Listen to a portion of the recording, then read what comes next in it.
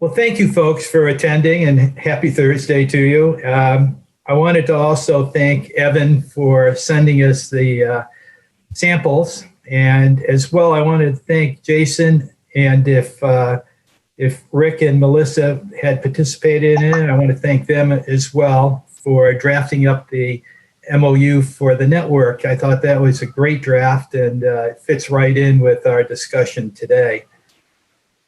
I did send out a suggested agenda, and if that agenda is okay, I think we've got the opportunity to pick the brains of Rick and Jason and get a better understanding of what's currently shared, whether it's platforms, services, or staff, and then to get a little bit better understanding of what takes place in terms of the IT steering committee or the governance and how all that works.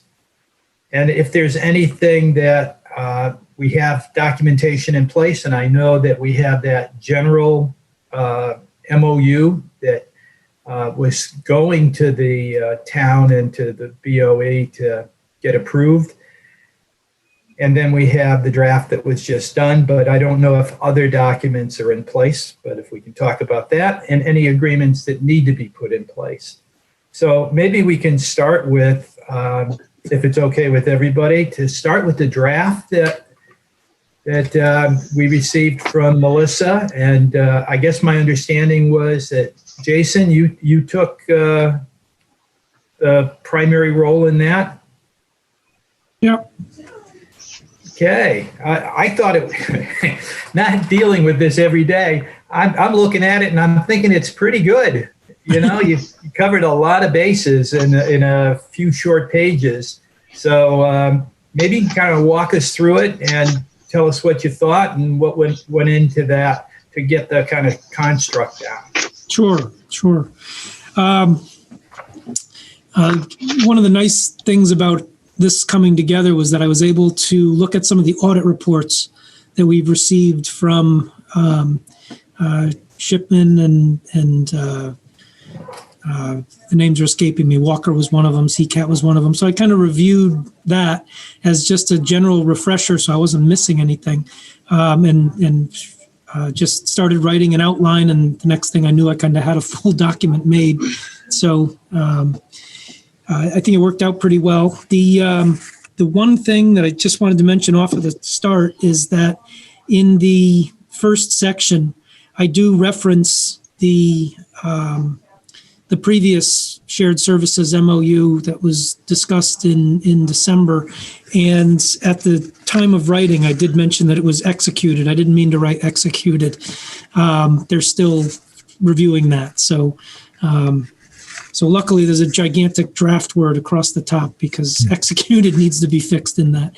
And the other thing was, as I got to the end of this, I was getting a little punchy and the signature page was just sort of an imagination of who might sign it. So that's just sort of there for the purpose of looking like a signature page. But of course, we'll figure out who the correct signatures are going to be when we get to that point.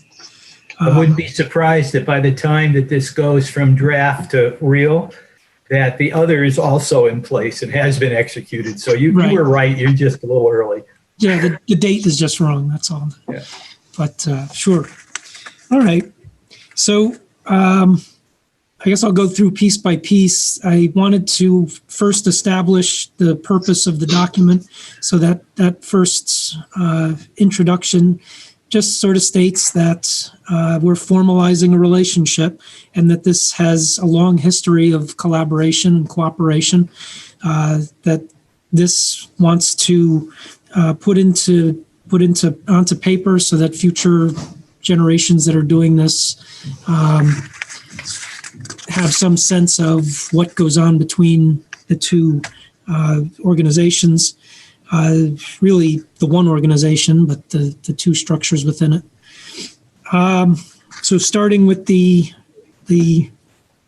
first item under specific understandings, I talked about the governance piece, and there can be a lot more meat added to the bone here, but I just wanted to establish that there are meetings that take place, that these two specific meetings, this body, as well as a steering committee, take place for the specific purpose of looking at opportunities and abilities to not duplicate efforts. So, and then I mentioned who's on those committees. But again, really just a way of getting the placeholder onto paper. And I think maybe this body can kind of flesh that out a little bit more with language, perhaps more than I can, just as a definition of purpose and scope and direction that these bodies do. The steering committee is one that the task force may not know much about, but ultimately it's a relatively informal meeting that happens periodically between the town side and the school side. Traditionally, it had been represented by Melissa and Rick on the town side and Burke and myself on the school side. Now with the change in structure on the town side, with Burke not here, the tasks that he was representing on the board are sort of things I'm doing in this new role. So it's kind of like I'm filling both chairs at that point. We may want to revisit that the next time the steering committee meets as to, do we want someone like Neil to also participate? But that's a conversation for a future date. Okay. And I don't know. And Jason, I'm hoping that, and maybe I'm wrong on this and you guys will correct me, but I'm hoping that in terms of the steering committee, maybe we can come up, and it's fine referencing it here, but maybe we can come up with a separate document for them for that activity, because I think it's broad, and I think if anything would support the fact that we look for sharing opportunities across the board, that steering committee may be the highest level of validating that Sure. We're looking for finding and documenting the opportunities. Right. Sharing. Yeah, we can add that to the agenda of the next steering committee meeting to Great. document that as well. Good. So the next item, we maintain the Active Directory domain, and we've always closely collaborated on that. So this just documents the notion that any decisions or actions that impact Active Directory needs to be discussed amongst the administrators. Essentially, we have domain controller servers that live on two sides of a firewall that exist between the town and the school's network. That firewall needs to be in place, not just for the sense of these are two organizations with their own separate private file systems, but also the police department lives on the other side of that firewall. So there's a whole other set of requirements that call that into being needed. So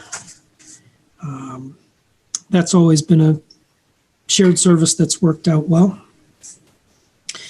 The next item, and Rick, feel free to jump in if you want to add any context to what I'm talking about. Number 3, the IT departments of both parties have developed an incident response policy. So this came about, I believe, early last year, or maybe year before. I forget exactly when we drafted that. But we do have a defined structure in place to make sure that no one gets left out of the loop if there's any kind of major security incidents happening. So whether that's a ransomware attack or a denial of service, we just wanted to make sure that all of the appropriate administrators are aware on both sides when something like that's going on. It also defines when we bring in outside sources such as law enforcement or other security consultants. But that, I think, is an important document that we've defined the roles and how the departments interact on the important issues of security problems. That was done in 2018. Yeah. Yeah. The BOE will freely provide co-location space in the server room. So we do have the SimpliVity equipment in that space. And I just wanted to define that co-location includes the use of the power in that space, network connectivity, rack space. It is a fully fleshed out server room with, I would say, an impressive air quality control system. We've got 2 air conditioning units, both the size of a Mini Cooper in the room, and also a pretty high-end fire suppression system. It's the I forget the name of it. It's a vortex system. So basically, this is water molecules that are like super compressed down to the smallest possible way, that as the water comes out of the sprinklers, if you were to put your hand on it, you wouldn't feel wet, but it would still end any kind of fire that was taking place. So it's something specifically used in data centers. More like a fog. Yeah. So this also provides for the town a backup and DR site that's fairly local. Correct. Great. Yep. The next piece is that we have been, since last year, providing the public library in town with a 100 megabit internet connection back to our CEN internet connection. So we tie them in just on the other side of the firewall so that they are protected in the same way that the school district is protected by our next generation firewall, a FortiGate system. So I did make mention in here that the liability towards that has never been rested on the schools. They just have an internet connection in the same way that we have an internet connection. So any issues that they have kind of flow up the chain. Hey, we're putting this on paper, so. On that, Bill, you had mentioned before on your last email to the group on some savings. So that was a savings for the library on that side because they had their own port assignment from CEN. So that, saved the town or library some monthly expenditures there. Great. Yep. And on the school side, when we purchase through the CEN, it's within gigabit increments. So after we looked at the numbers, we were able to spare 100 megabit maximum pretty easily. It's not impacting instruction in any way. Great. Let's see. The next piece is that we're going to continue and maintain the Exchange server that we've had. For years, the town and schools were on the same Exchange server for our email, and recently we've been moving to a cloud-based system. So on the school side, it's through our G Suite, the Google mail service, and on the town side, they're going to Office 365, providing them with a cloud-based service as well. So we're sort of in a transitional phase here.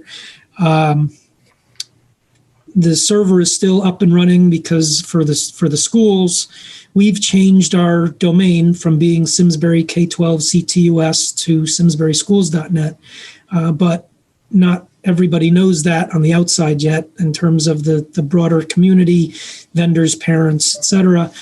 So mail going to that old K-12 CTUS address is being forwarded by the Exchange server up to our Simsbury Schools address. On the town side, something similar is happening as part of the transition. Although their domain name has stayed the same, they're still using the Exchange server as a proxy server. So mail is coming in technically into the district and then forwarded out to the Outlook side. So that's just a matter of getting that fully cut over, and they're in the process of working with their consultant to make that happen. So we do share that, but the clock is ticking. July 1st of 2022 is when we expect to take that offline. The next piece, we are maintaining a Barracuda email archive. This is the archive that had held our mail for the Simsbury K-12 CTOS domain for the last, I forget when this, I think it was 2007 maybe, 2012. Anyway, it goes back quite a bit for the K-12 mail. On the town side, they've also been running through that archive, and the intention is that they'll continue to use that device moving forward, and we'll keep it in place because it has our old K-12 mail that from time to time, if there's a Freedom of Information Act request, we can still go back and pull those items, and the town will take advantage of us still having that particular device in place. Let's see. The next item, where I'm located in the town hall, the Board of Ed offices, we've added the Aruba Wi-Fi devices in this location. So anyone visiting the town hall and going up to the Board of Ed offices do get the added benefit of having the public Wi-Fi in the same way that it exists in the schools. If you go into those buildings, coming into the offices of the Board of Ed, you get public Wi-Fi here as well. And we intend to maintain and manage that as we've done in the past. So that's not something we're adding to the plate of the technology management for the town hall. It's something that we've managed in the past, we'll continue to manage in the future. That leads us to the town garage facility located on Town Forest Road. A few years ago, we looked and noticed that going down Stratton Brook, the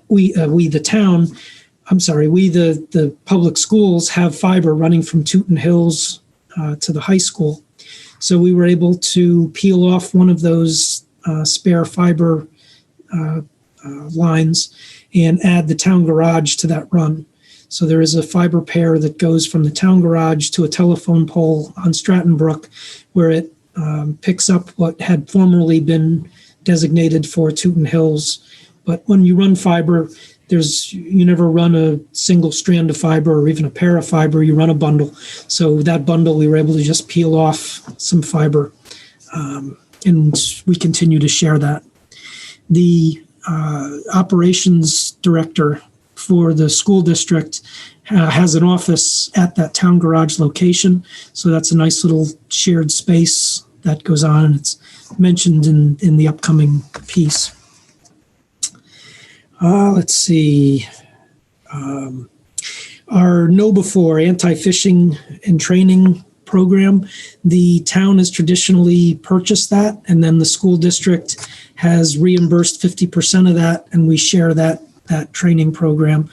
The town has taken the lead on kind of becoming our resident experts, and when the school district is doing anything with the phishing campaigns, Rick and Brett have helped us out in those efforts. So this just sort of documents that relationship exists. The next piece is our financial software. So currently we're in the process of moving from one platform to another, and the town IT department has traditionally been the main lead on managing that software, although it's used by both the school offices as well as the town offices. And then similarly, in the next bullet, we talk about the Employee Access Center. The EAC is human resources software. So when school district employees want to find out how many vacation days they have left or sick days they have left, or they want to get a copy of their W-2s, this is that human resources software that we happen to use. It ties in on the back end to the financial software. So that integration is something that, along with their management of the financial package, they manage the integration of those two pieces of software as well. Yeah. Just really quick, and I think you missed over about the penetration testing. With this document, does it make sense, and the answer could be yes, to specifically mention the specific types of products? Because I'm just thinking if something changes, then this document would have to be modified. Or does it make more sense to be a little bit more vague in talking about things that may change? Like, again, using know before. Maybe you take out know before and just talk about an anti-phishing training program. Right. I'm just throwing it out there because I know I don't like modifying documents very much, and if you can avoid it by being a little bit more vague with the instead of mentioning this, right, the specific, it could be beneficial. Right. Even a line that says, for example, at the time of this writing, these packages. Yeah, I mean, it's just one of those things you gotta, maintain. So if you go to a different product from know before, then, this document should be updated at some point. I mean, it doesn't matter either way. If you update it or you keep it a little bit more vague. Right. Okay.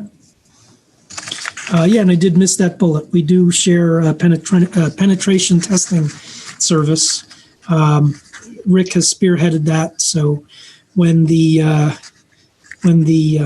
security consultants try to determine what kind of things might be vulnerable, we've listed some school district targets along with the town targets for them to look at. So, but that's something that the school district has not paid for traditionally, but has benefited by getting a shared copy of the results when they're completed.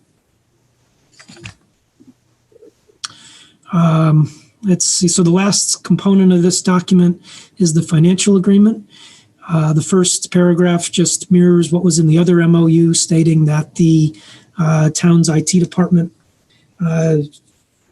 provides service for the Board of Ed offices in Town Hall, and for that shares the cost of those two salaries. We've contributed 50% to the Know Before anti-phishing as we share that program. And then finally, the last paragraph speaks to the equipment purchased for both the town garage office as well as the town hall offices, where we have school district employees working out of buildings that are primarily used for town offices, and just lists the kinds of things that have been provided in that relationship. And that is the document. Thanks, Chase. That was good. Yeah, I think it's really good. Yeah, I'm actually amazed. You captured a ton of stuff. My one question is, since we call it the network MOU, is there anything in there that we would want to separate out of the network MOU and call it a different MOU? And where I tend to break things down is like if with the financial platform that you both share, Right. Would that be like if we had one that was called sorry about that phone. If we had one that was targeted towards software platforms.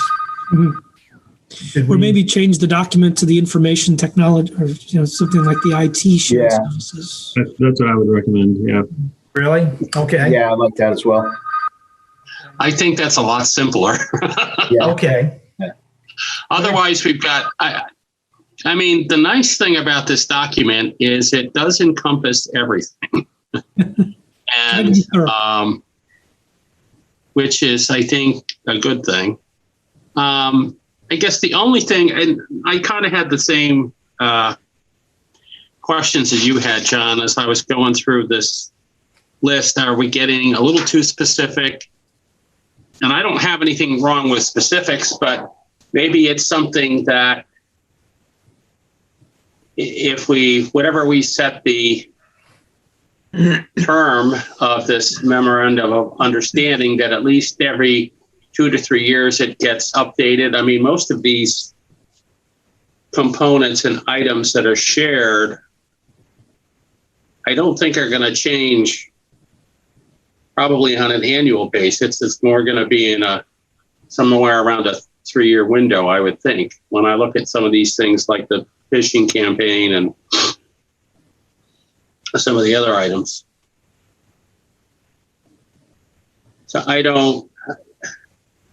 you could either list this in a separate document, which still has to be maintained, or just keep it here and just have this reviewed periodically. Sure. I mean, if anything, the detail I felt was in there to make sure we all knew what we were talking about. We can certainly refresh the language in any way we like. No, and I think Jason, the benefit of it being detailed, as long as you're going to update it, is that as new people come on, it's more scripted. Yeah, so there's no ambiguity. As long as it's going to be maintained, I have no issue with leaving the details in there. Yeah. Or to take what Paul just said too and make it to something that's not going to go away at all is really the IT steering committee. Maybe put in the document that they are the ones to review this on that annual basis or whatever we think is the best, because those really are the parties involved and probably in a better position to update it. Sure. So we might put that in there. Just to jump off of that, we could put in onto the steering committee plan to say that this on an annual or biannual basis, set a date and say at this time each year or every other year, we're going to review all of these types of documents. So the security policy as well could be something that we just went through and made sure still made sense. Yep. Yeah, I think that's great. That sounds good. Great. So do we want to, I like the idea of putting some work on the steering committee. What the heck? Seeing that we're not on it. Would we want to kind of provide, I believe in one of the other MOUs that we got from the survey, I think it came from the survey, I can't remember which town now. They outlined a few, I would say, high-level tasks. I think one of them was they reviewed their 5-year plan annually or biannually, some things like that. So, we certainly could tag those under the steering committee if we wanted to put them in a separate section and outline the membership and at least these high-level tasks that need to be accomplished from a housekeeping and operational longevity perspective. Okay. So are we suggesting that for the IT steering committee that words around that and how it's structured as well as how it operates and documentation that might come out of that we would put that information into this document, or would we have a separate document for the IT steering committee? I think this document only references the steering committee. We might just put that in as a... Right. I think we just need to keep it. 1 or 2 tablets coming down from the mountain are probably sufficient. My fear with multiple documents is somebody's going to find document A and say, "Oh, we got it all," and then miss a second document. I think the main purpose when we started out on this venture was to provide continuity, as staff evolved and organizationally things evolved. So I would put it all in one. Okay. That could go in the duration section at the very end of the document. This agreement shall remain in effect until such date as the agreement is modified or terminated by the consent of the parties. It may be modified at any time by amendment to the agreement through the steering committee, blah, blah, blah. Yeah, that sounds good. Okay. Are we aware of anything where sharing is taking place that we haven't captured at this point? I was going to ask Rick. That one's to you, Rick. Yeah, right. I was going to see if what Rick had on his plate besides. No, the fiber piece is huge. Either it's, it's really town, Board of Ed kind of scenario, but it goes everywhere now. And we have a large presence throughout the town, which is a key sharing element for both sides of the house. Jason just mentioned one occurrence where it's shared with the town forest facility, but we've already gone it. There's some redundant wiring already been placed for the school district that's pretty much in passive mode right now. Not to give too much information, but we've allocated a couple of those splices over to law enforcement, and will be used for the new law enforcement radio system that's going into place. So the applications that are with us or in the future, it's going to be fiber based. So it's really a huge asset to the town. It's really a fiber backbone that we have. And there's other applications that we have. It's used to go up to Simsbury Farms. I mean, there was a project that Jason and I had going just in case we couldn't get the capital to sustain that project. The first thing was really to peel off some more splices off of his, going out to the school systems facility out there at Tooten Hills. But we did get the funding for it. But that presence it's not just our sides, it's their sides. If something comes up that they need, we plan together, which is a huge thing, not to limit the capability of using that fiber backbone throughout the town. And even the fire district is included on the town side. We've done some things with the fire district as well. But we don't kind of announce those things. Yeah. I was going to ask that question, Rick, because I know we do have fiber that runs up the hill. Right. For the radio, but I know I think we're using fiber now out to all of our loaded repeater systems. So up on T-ville and Talcott Ridge now, we're no longer using copper. Which raises the question, should there be an MOU with that? I mean, are the costs negligible? Or is it just, I don't know that I want to go down that. I don't know if I want to go down that road, but I guess the question needs to be asked about the fire district. No, it's a great question. It's outside of the scope of this committee, but to take it offline, there are some confidential things going on there that I'd be happy to share with you and the fire district. But yeah, you're on target of what it is right now. And there is no financial impact to the fire district and or to the town at this point. Okay. Would it make any sense to include a section in this that, should we say, is almost ambiguous enough, but to comment that other features can be, are incorporated and in the future may be incorporated, but not essentially specify them? Yeah, because like I said, I really think that's an important piece of our town's infrastructure, and that somebody has to overlook that. And right now there's two of us in that steering committee. So if there was any change, we get to hear it that way. But putting it into this document, I think would probably be an advisable thing to complete for sure. Perhaps we could say, instead of the bullet referencing the fiber at town forest, we say the fiber infrastructure is a shared infrastructure that was built out by both town and school district dollars, that's shared cooperatively as needed. An example of this is the fiber at Town Forest Road, since that's the least sensitive. Yeah, because like I said, I like that, Jason, a lot, because it's really going to go out. Public safety is going to grab some pieces of it. I even see we're just saying public safety is enough to say we're in upcoming years, it could be a utilized piece of technology out there. Mm-hmm. All right, that seems fair, Rick. And I could speak to you, Paul, on the side for sure. No, I'm not looking for specifics. I'm trying to stay out of that as much as possible now that I'm retired. But I was just, as long as we're covering the bases, I knew that, we did do some fiber on our own, but that was because it was just up the hill. But I know since then it's expanded, so I would have assumed they would have partnered.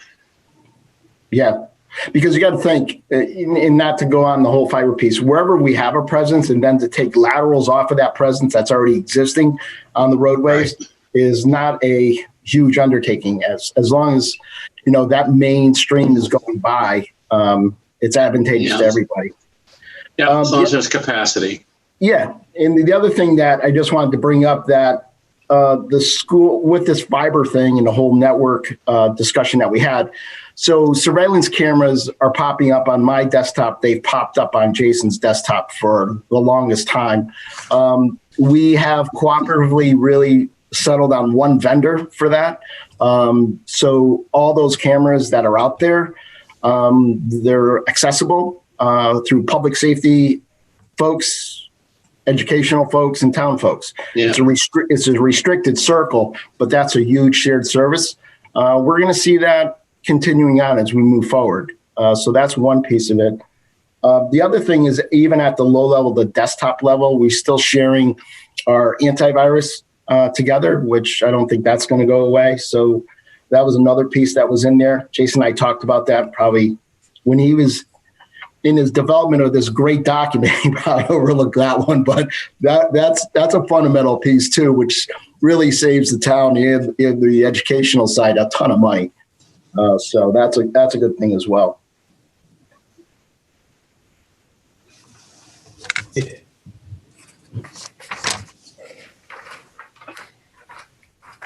Yeah, so I think a general statement would be my thought of this isn't all encompassing, and there are other softwares or hardware or services that can be shared.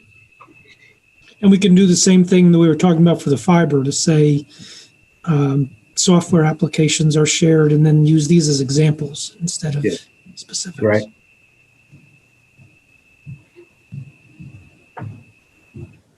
So in terms of IT services, anything else that we missed?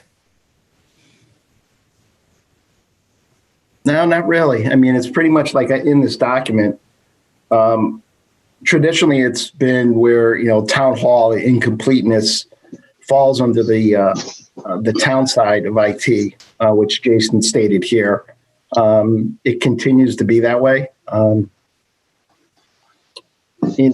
I think it's a good thing for the organization. Not to say that, service levels change, but for my department, the SLA just for, the Board of Education offices, town offices, and law enforcement, that's a huge SLA to us. That's not something we take lightly. So it's an important piece of it. And for who's in that building, they need that higher service level.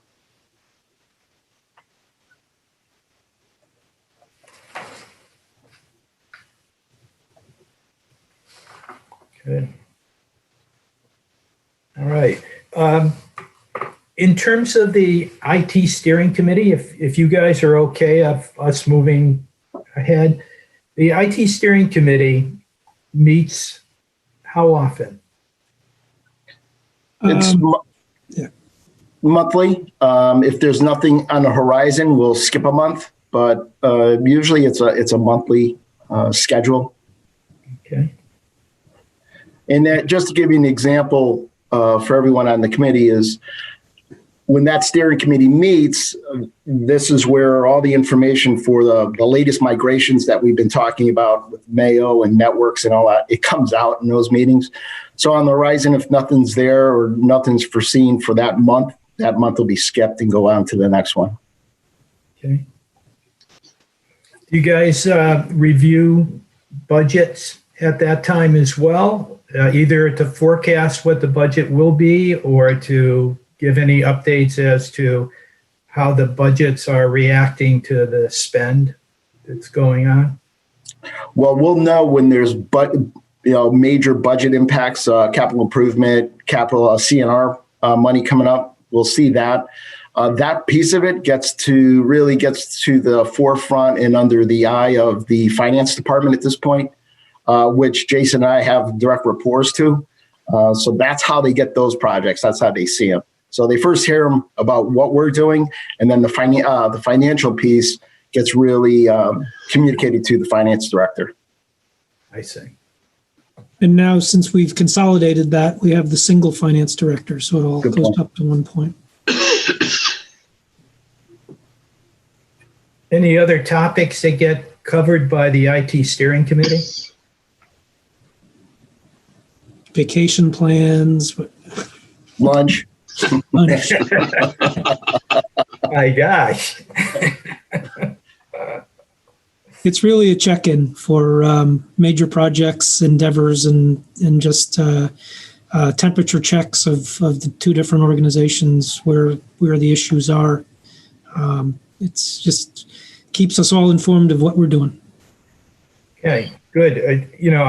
I would certainly recommend that continue and that you use it to the fullest. Your old composition where there were two members from each side sounded really good. And my question around that is, how does information that might get discussed there and agreements that get made there, how does that get disseminated? Or does it?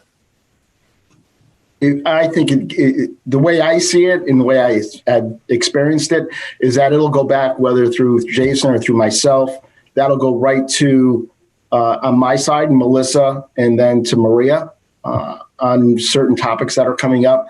And on Jason's side, I think it's really, Jason's going right to Matt, I believe, right? Yeah, I have direct connection to Neil and Matt. Right. My office is just down the hall, so. Okay. Does that answer your question, Bill? Well, I think so. What I worry about and what I've seen happen to me in the past is we've had a great meeting of the steering committee and agreed that, let's say, that Rick was going to pursue something and that it was going to impact a lot of people on the town side. But it didn't get conveyed, not because Rick failed, but because those people who might have the final answer, the final okie dokie to give, weren't in the loop, and and kind of lost its trail somewhere along the line. And all of a sudden, Rick's on the hook, but he couldn't cause it to actually occur.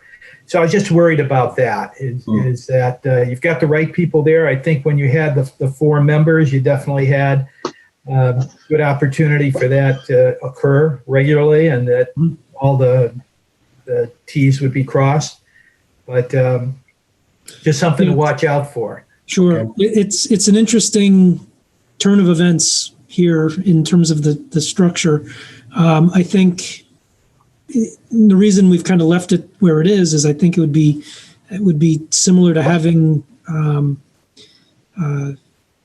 Maria in the meetings herself if I was to have Neil or Matt there. So it's sort of a flatter organization at this point in the way that it's structured. But I am meeting with them regularly, so good. Yeah, I don't have too much of a concern over them not being in the loop. I do try not to speak out of turn at the steering committee meetings. Imagine it makes it difficult for you. Wearing both hats. Yeah. Good. Anything else on the steering committee? No, I think we'll try and document that a little deeper at our next meeting. Oh, great. That certainly would be helpful. And it sounds like the bases are being covered. It's really a question of is it something that we can display and something that we can show to people and have them comfortable with the fact that the bases are regularly covered. Good. Just a comment about the examples that were shared with us by Evan. I thought, based on the work that you did, Jason, I don't know if we want to jump to another format or if we saw something that was so different or valuable that we should jump. But it seems like you're able to use a format that you guys are comfortable with. Is there a reason for us to look at the other formats? Well, what I had done, I pulled out some MOUs just out of the file system here, did a little hunting just to see what we've traditionally used, and then compared that against the examples that Evan provided. And they were so similar that I just felt maybe we'll just stick with the same kind of document that we've used in the past. But I'm not opposed to changing it. It just seemed to work. Yeah. No, it seemed to flow pretty well. How about the rest of the team? Are we okay taking the approach that from where we started? I'm fine. Of the three samples, the one that I liked was the sample template because it was open-ended enough so that you could fill in pieces, whereas the other ones were so detailed that you would have had to scrap so much material out of it to make it become ours. Right. Good. No, I think this is more than ample for what we need to do here. Yeah, I think it's good. Great. Okay. And we didn't And, weaponize it. All right. The only other thing that I had outstanding, and I'll send a note off to Melissa unless Rick and Jason have a current update. I didn't hear back from anybody in regard to our survey results that we had forwarded up the line.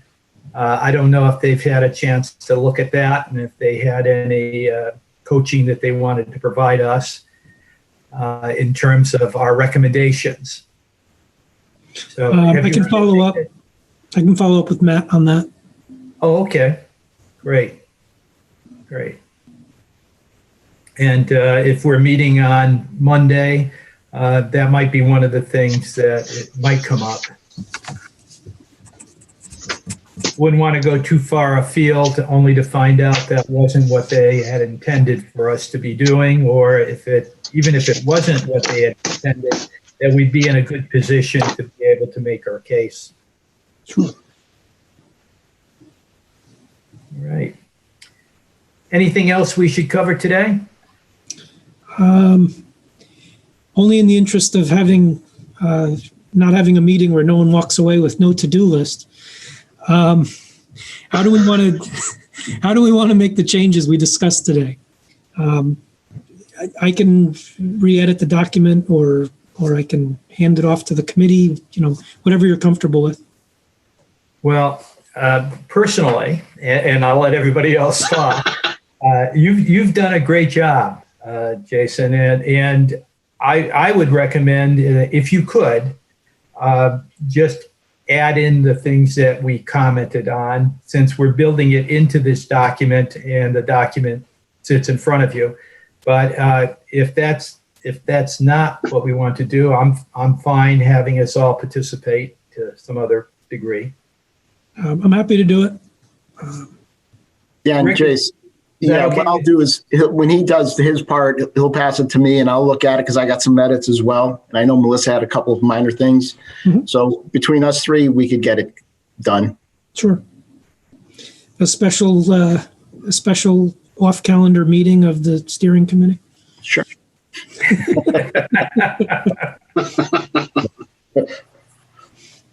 All right. So with that, do we have a recommendation for adjournment? Sure. All I would right. highly recommend that. I'll start- I'll Everybody do a second on that. All right.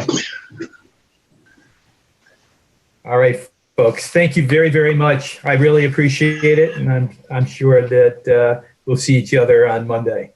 Very good. Right. Have a great day, everyone. Okay. Here, guys. Thanks again, Jason.